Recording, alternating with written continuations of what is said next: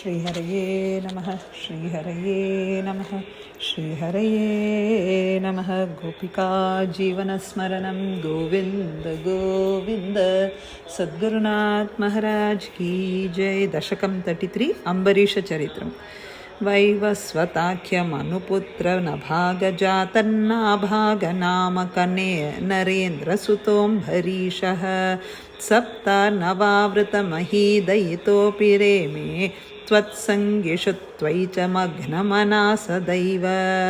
त्वत्प्रीतये सकलं एव वितन्वतोऽस्य भक्त्यैव देव न चिरादभृता प्रसादं।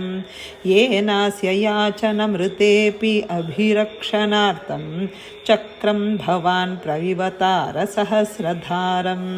सद्वादशीव्रतमथो भवदर्चनार्थं वर्षं ददौ मधुवने यमुनोपकण्ठे।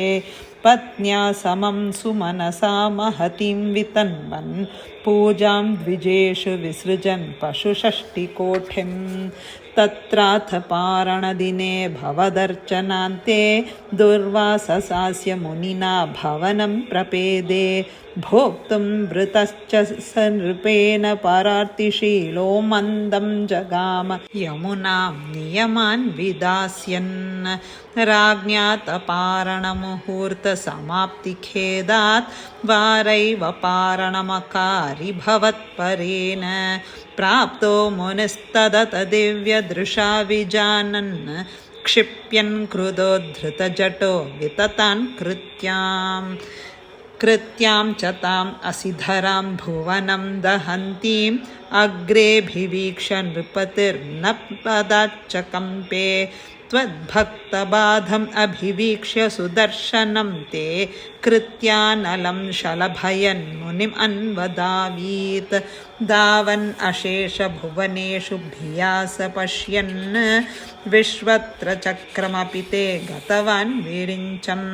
कः कालचक्रमतिलङ्घयतीत्यपास्तः शर्वं ययौ स च भवन्तम् अवन्दतैव। भूयो भवन्निलयमेत्य मुनिं नमन्तं प्रोचे भवान् अहमृषे ननु भक्तदासः।